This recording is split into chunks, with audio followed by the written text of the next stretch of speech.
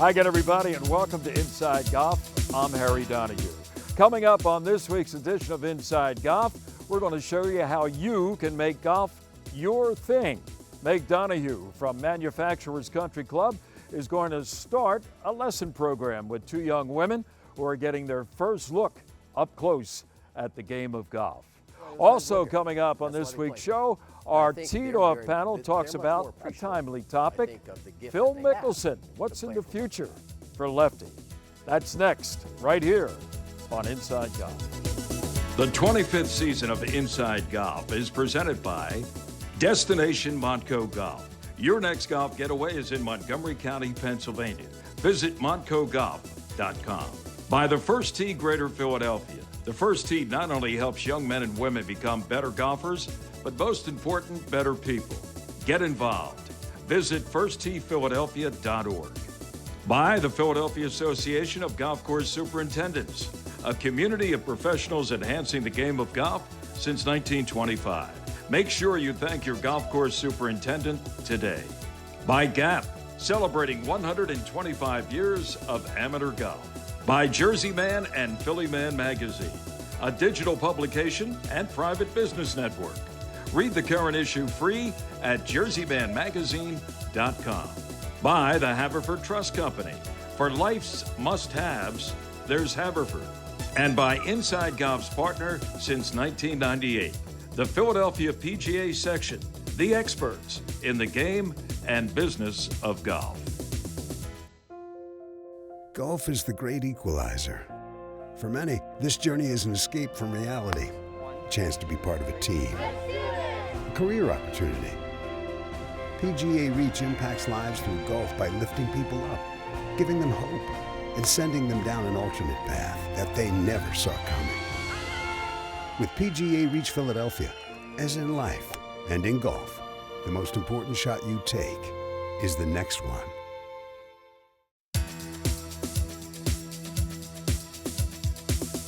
Welcome back to Inside Golf. Hey, I have an invitation for you, but it's not just any invitation. It's an offer to join a movement. Golf has something for everyone, and we're inviting you to play it your way. In the weeks to come, we'll be learning how to play the game from Meg Donahue, PGA professional and Director of Player Development at Manufacturers Golf and Country Club. She'll be introducing the game to newcomers Marissa Magnotta from WMMR's Preston and Steve show, along with Megan Tomlinson, Director of Events, Membership and Services for Valley Forge Tourism and Convention Board. Whether that's hitting the driving range, hanging out with friends at Topgolf, goofing around at a putt-putt, playing in your backyard with family, setting up a game on a local public course, or just becoming a fan, golf's a game for all, and we want you to be part of it. We are calling this series Make Golf Your Thing, a collaborative effort across the golf industry to ensure the future of golf is open to everyone. This multifaceted, multi-year campaign will work to invite more people to the sport from all backgrounds to enjoy the game of a lifetime, their way. So there's the invitation, make golf your thing. And if you already have, well, join a friend, bring them out and play some golf. Stay with us. Coming up next, Meg with Marissa and Megan. She's going to give them that first big lesson right here on Inside Golf. Yes. Okay, learned my first thing 30 seconds in. Yep. Do you think this Valley Forge vacation was your idea? We've been controlling us the whole time. This racing game is great, but nothing beats the real thing. That sloth you think I love so much gets me a free trip to the zoo. They don't know they're hungry yet, but I do. I'm starving! Charlie, Charlie! Works every time. Just wait until you see what I plan for the next trip. Visit Valley Forge, where kids make the rules. While most drivers spend their lives going from point A to B, in America, we're all about point X. That's why our most versatile BMW X-Range vehicles are proudly manufactured right here in Spartanburg, South Carolina. The BMW X-Range. Your next X-Venture starts here. Order your new BMW X3 at your local BMW center today.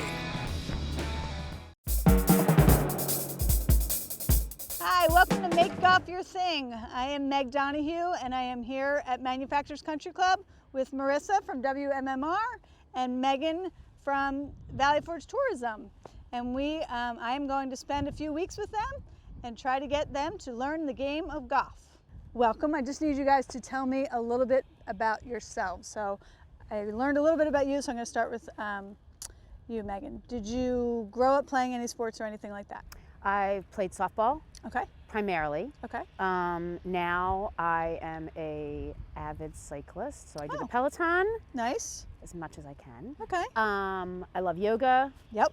Awesome. And I've done, cross training, Orange Theory. So I exercise. So Okay. that's Awesome. the extent. But I've never golfed in my life. Okay. Never. So I'm so It's excited okay. to learn. Yeah, that's awesome. Any injuries I need to know about? No. Okay. And how about you? Yeah, I grew up volleyball, field hockey, lacrosse, softball, basketball, whatever it could be. Okay. I've gotten about this much golf so far. Okay. Told my swing's not too bad. All right. That's where I'm at. Okay. Good for you.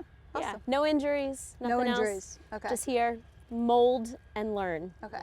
And learn again and teach again and one more Practice. time. Yes. Yeah. Yeah. You have to, in order to learn the game of golf, you need a lot of patience. Okay. So the reason I ask about the sports is I try to make this as simple as I possibly can. So I try to relate it to something that you know. Like you saying yoga, I will relate it to yoga. Okay. Okay. Might not necessarily be softball, but I just use those references, and that's why I asked that. I consider myself a coach more than a teacher. What does that mean? That means that you and I are all in this together. Okay. So I don't have all the knowledge. I'm going to try to draw out of you what's already inside of you. Okay. This is a judgment-free zone. Okay. Love it. I love those zones. Yes. Yes. And you'll get out of it what you put into it. So if you only show up for these lessons and you just do that, you're not going to get a lot out of it. If you take 5-10 minutes a day, and practice doesn't mean that you have to show up here at a golf course. Practice can be in your backyard or even in your living room. So I'll give you those drills when we are done. Awesome. All right. So first thing first, today we're going to learn key fundamentals. You're going to learn how to hold the club. Okay. You're going to learn how to stand. And you're going to basically learn the basic sequence of how the body moves with the golf club. Okay? So we're going to tackle the grip first. We are both right-handed. Yes. Perfect. All right, so you're going to stand on either side of me. And you're going to start with your left hand. Okay? So the grip, this is the grip, is going to lay directly in the palm of your fingers, basically. Not the palm, but the fingers. Okay? This little fatty part right here, right here, sits on top of the grip. Ah. Yes. Okay. Learned my first thing 30 seconds in. Yep. Okay. So the reason that needs to sit up top there is that, go ahead and lift the club up with me. You want to be able to hinge the golf club like this. Yeah. Just with your wrist. Megan, just do it with your wrist. Yeah, there you go. Okay. So you don't feel any pain in your arms doing that. It happens pretty naturally, right? Yep. Okay. So we learn from differences. I'm going to ask you to go ahead and put that like in the palm of your hands, like that, without having that fatty thing on top. Without having it. Yeah. Now try to pick it up. Ah. It hurts, right? Yeah. It's hard. It's awkward. When you look down at your left hand, you should be able to see like a V right here. Okay. Okay. That's got to point to that shoulder. Okay. Yep, you got it. Okay. Okay. The other way you can kind of coach yourself is you should be able to see 2 knuckles. Okay. And no interlocking fingers or anything. Yes. So there's 3 choices. Okay. You can have all 10 fingers on the club. Okay. Okay. You can overlap. Okay. Or you can interlock. Ah. Yes. Most women, most females, because we have shorter fingers, interlock. Okay. That is what I do. That is a personal choice, though. Okay. So that may be something that you want to kind of play around with to see what feels good with you, and maybe even during this lesson you're going to try all different 3. That's your choice, though. The important thing is how those hands are on there. So another simple way when I teach kids, I say... Thank you for that. Appreciate it. That's right? good. Yep. Okay. Yep. You'll remember it, though. Pick that up for you. Totally remember that, though. Is that this hand This thumb is the hot dog, this is the bun. So it goes Totally on gonna top. remember that. Yay! I'm See? totally gonna remember that. See? Exactly. Hot dog in the bun. Yes, hot dog in the bun.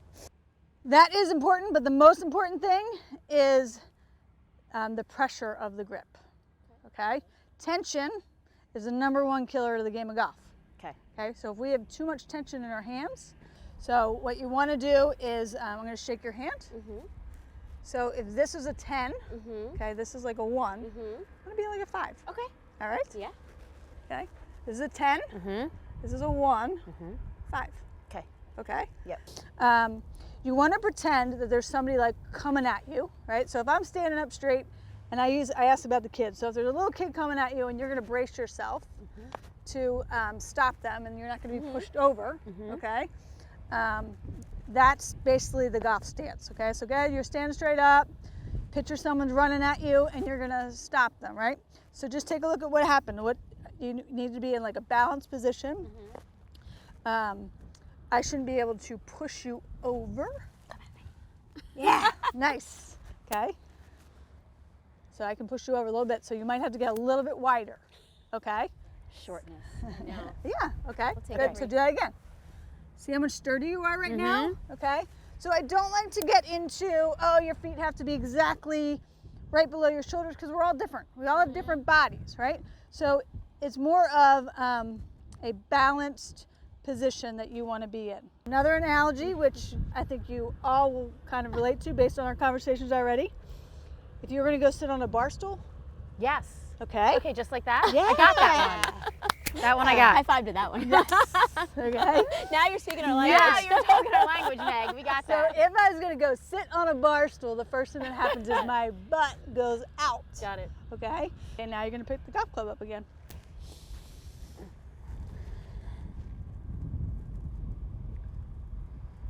Excellent. Excellent. Really good. Look at you. You look like a golfer. So do you. Nice job with the hands. Awesome job with the hands. Give me a high five. Good job. Boom. Boom. Nice. So you're in your posture. You're going to take your arms across your chest. Yep. You're going to pretend that there's somebody behind you. Okay? So there's somebody that you know that just called your name, and you're just going to turn and look at them.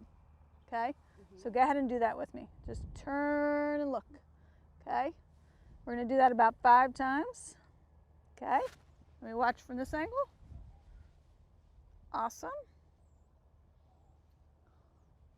So there's a ball there, right? Pretend there's a ball there.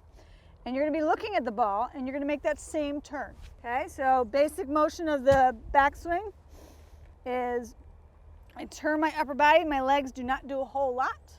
I'm pushing into the ground. Okay? And the forward swing is where the fun happens, is we get to turn our legs. So our legs start the motion and the upper body just follows. Yes. Okay. So this golf club right here is designed to sweep the ground. Okay? Okay. Our goal is we want to sweep that ground, and the ball is just going to get in the way. Okay. Okay? So when the ball enters the pitcher, this little white thing, a lot of times what happens is that motion, that beautiful motion you were just making, goes away because this becomes the target. Okay? This is not the target. Where you want the ball to go is the target. We're going to start with a tee first before we enter the golf ball. So I'm going to put the tee basically at golf ball height. But again, the object is to let the tee get in the way. We want to try to sweep the ground. Okay? So we're going to start out with just a little like half swing. And what I mean by that is you're going to make that turn back. You're going to still feel that weight on the inside of your right. Okay, I just still did the same thing that you were just doing. And then try to sweep the ground and get all the way to here. Okay. Okay? So you're going to go from here to there. Again, reminder that your hands should fall right from your shoulders. That's where you would hold that golf club in relation to your body. Yes, good. Okay, just think of that turn, then sweep. When you say it all goes out the window, it immediately Yes, all it went out the does, window. right? All right, so think about it. We got this, Megan. Got this. Go, Marissa. 3 contacts. We got this. Good setups, good grips. I love it. Yes. Nice. Yes. Remember, this is not your target. Got it. It's over Okay. there. It's out there, so you're going to take your energy out that way. All right. All right. Have fun. Thanks. Okay. And you're going to stop death gripping. When I see the whites of knuckles, I know. I have to. Okay. And put it on the ground. And remember that you just want to sweep the round, and that's your energy. You want your energy to go that way, out there.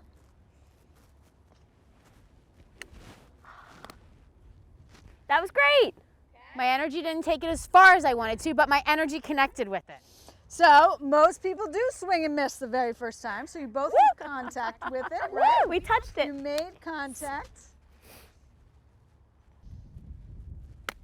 Nice. There we go. All right. Nice. Worked. Woo. Freedom. It is. It really is. Got to be free. So here's the thing about golf. You can't possibly stand over that golf ball and think all those things that you just learned. And that's why at this stage of your game, practice swings are so vitally important, because you're going to make a better motion without a ball than you are going to with a ball. And then when I ask those questions like what felt different, that's the coaching part. I'm trying to draw out of you to see if you can figure it out without having me to tell you. We're on our way to help Megan and Marissa make golf their thing.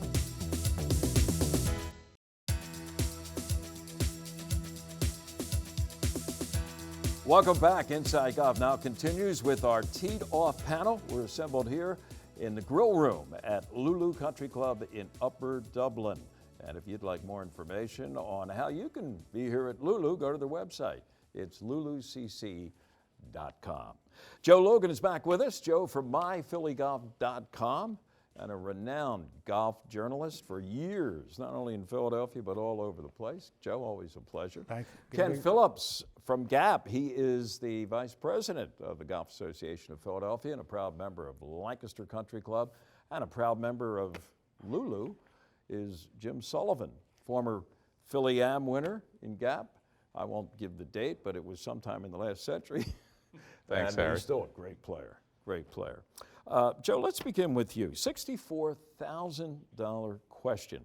Although today, with inflation and everything, it's probably the $6,400,000 question.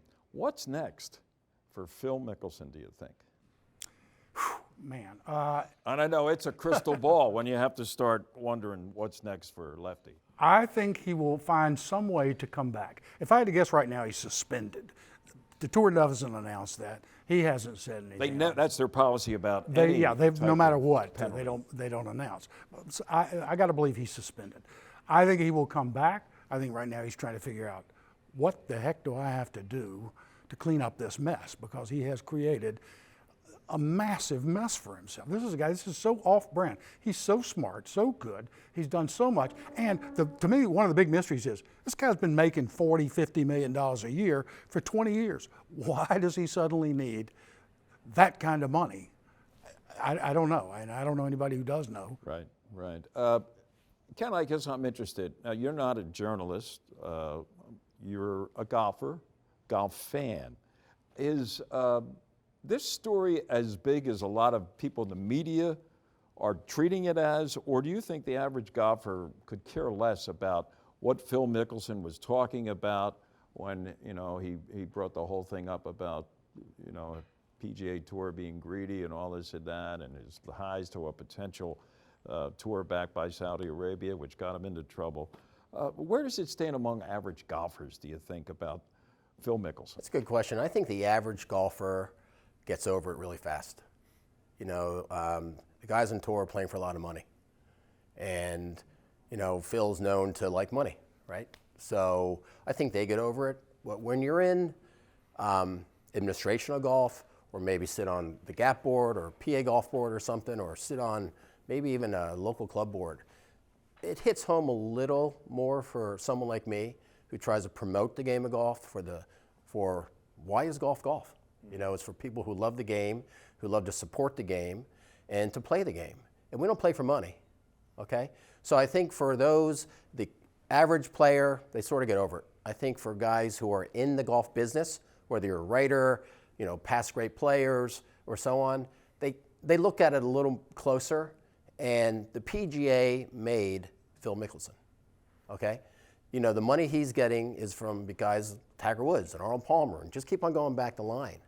So I think a lot of the players who realize how good they do have it, and when you take a look at some of the European players who've spoken out, the market in Europe was totally different than the U.S., and that's why those guys live here, and that's why they play here.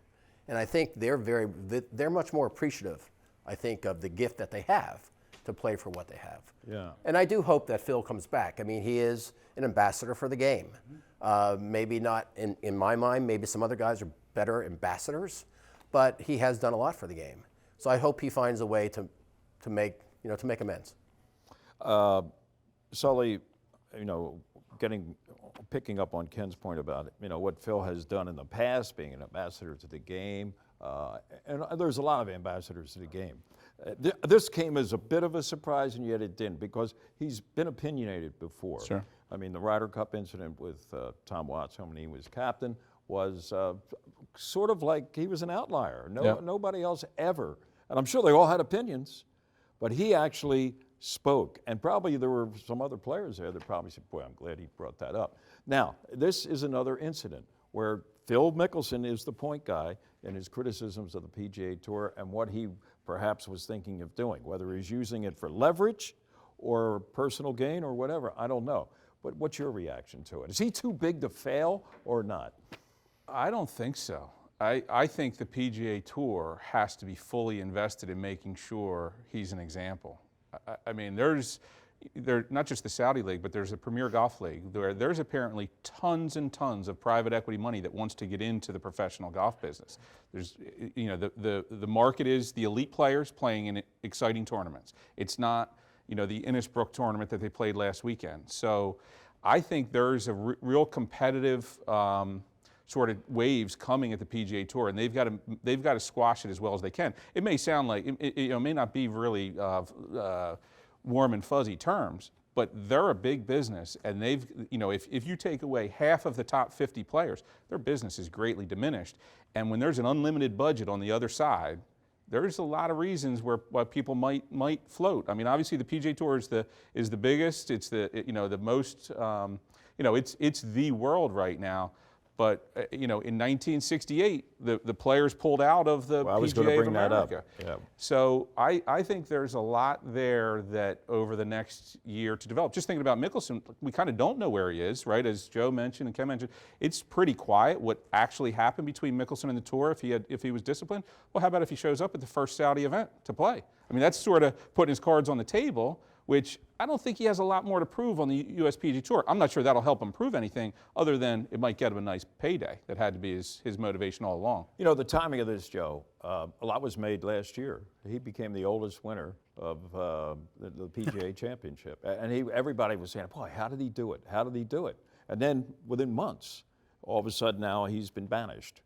It's a very fickle topic. This is the biggest act of self-destruction I can recall since Anthony Weiner, the politician. Remember him? I wouldn't put Anthony Weiner and Phil at the same table, but I get what you're talking about. Riding high and completely does this to himself. Nobody else did this to Phil. Pun intended or not?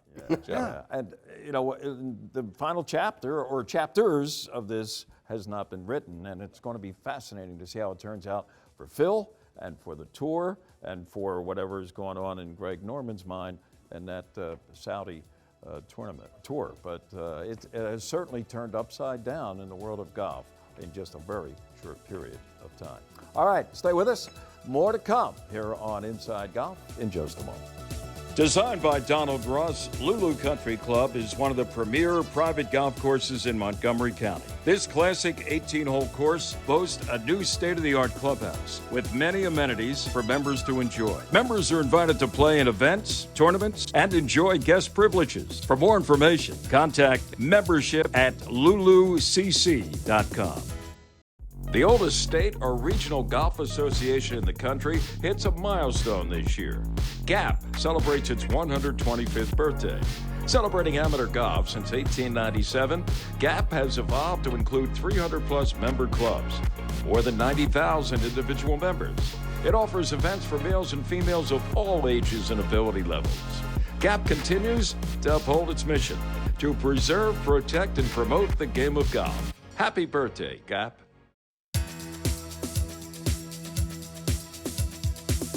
That's going to do it for this week's edition of Inside Golf. Next week, we'll be right back here, Saucon Valley Country Club in the Lehigh Valley, as we preview the 2022 U.S. Senior Open. It is the third time in the history of this club that they have hosted the Senior Open. Remember Larry Loretti? He won it way back when, in the early 90s. Hale Irwin did it about 20 years ago. Who's going to be the winner? Well, the defending champion may have a shot. That's Jim Furyk. And there is a host of great golf champions who will be on display here at Saucon Valley beginning that third week in June. I'm Harry Donahue. Remember, no matter how bad it's going for you out there, don't pick up. And we will be back next week for a preview of the Senior Open at Saucon Valley right here on Inside Golf. The 25th season of Inside Golf is presented by Destination Montco Golf. Your next golf getaway is in Montgomery County, Pennsylvania. Visit montcogolf.com. By the First Tee Greater Philadelphia. The First Tee not only helps young men and women become better golfers, but most important, better people. Get involved. Visit firstteephiladelphia.org. By the Philadelphia Association of Golf Course Superintendents, a community of professionals enhancing the game of golf since 1925. Make sure you thank your golf course superintendent today. By GAP, celebrating 125 years of amateur golf. By Jersey Man and Philly Man Magazine, a digital publication and private business network. Read the current issue free at jerseymanmagazine.com. By the Haverford Trust Company. For life's must-haves, there's Haverford. And by Inside Golf's partner since 1998, the Philadelphia PGA Section, the experts in the game and business of golf.